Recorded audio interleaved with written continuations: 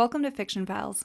This is the playlist where I talk about all things writing, and today I'm talking about how to write a good first chapter. Writing a book is an undertaking in itself, but then you add on the stress of reading all this advice about you have a few pages, or maybe a first chapter, or maybe even a first line to get a publisher's, agent's, or reader's attention, that you could easily spiral down into a period of writing and rewriting your first chapter to make sure it's perfect.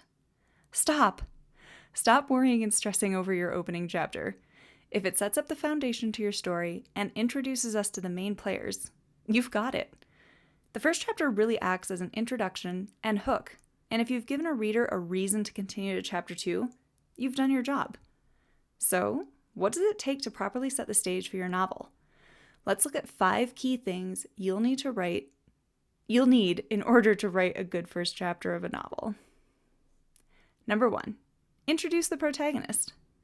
This should be a given, but you should introduce us, your readers, to the protagonist or main character we'll be following throughout the rest of the novel.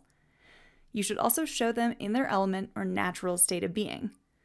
Who are they now, and why would readers want to see them go through a change? While introducing the protagonist, it's also good to show us the protagonist's goal, as this can help readers identify with the character and root for them. This also could mean it's time to show or hint at their motivation for wanting to achieve their goal and go on this journey. Staying more toward the surface, it'd be helpful to give us a sense of your character by sharing their gender, age, a personality trait or two, and maybe show their flaw or show the character struggling to control their flaw. The more relatable the protagonist is, or at least the more we can see that they're a compelling character, we'll be more likely to stick it out and turn the page closer to chapter 2. Number 2, establish the point of view. How are your readers interacting with the story? Can they see it all in third person? Or are they going along for the ride in the protagonist's head in first person point of view? Are we following one character for a chapter and then another? Set some ground rules for how the reader will enter your story and how intimately they'll follow it. By showing how wide or limited the scope is, readers can set their own expectations on what kind of information they'll have. For example, if your story is in first-person point of view, readers know the story will be skewed by the protagonist's view of things, and that we won't get to see things that are happening off-screen. Whereas if your story is in third person, we might expect to know things that the protagonist doesn't.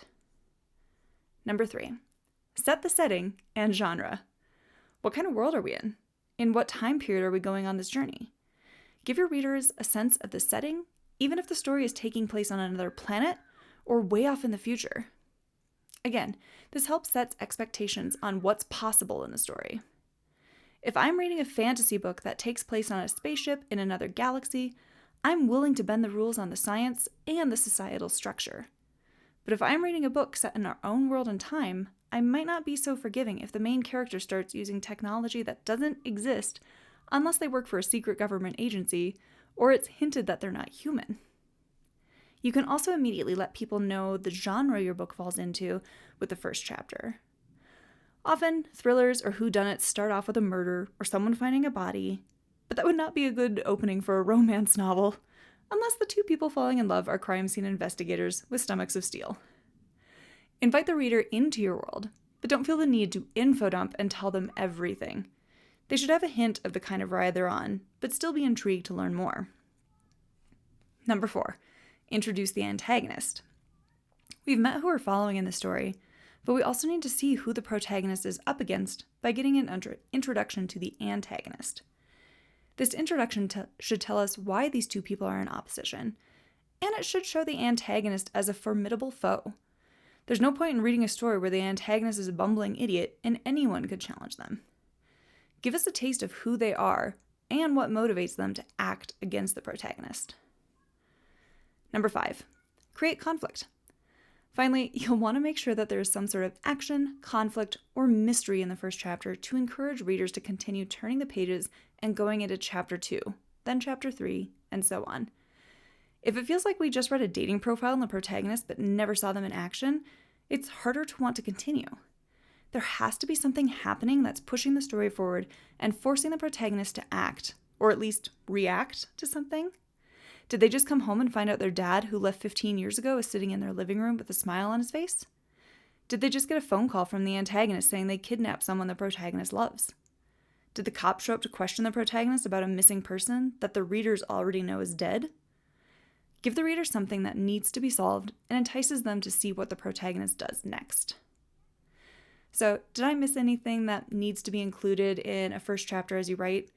Tell me your tips for writing a good first chapter in the comments below. Otherwise, I'll see you next time on Fiction Files.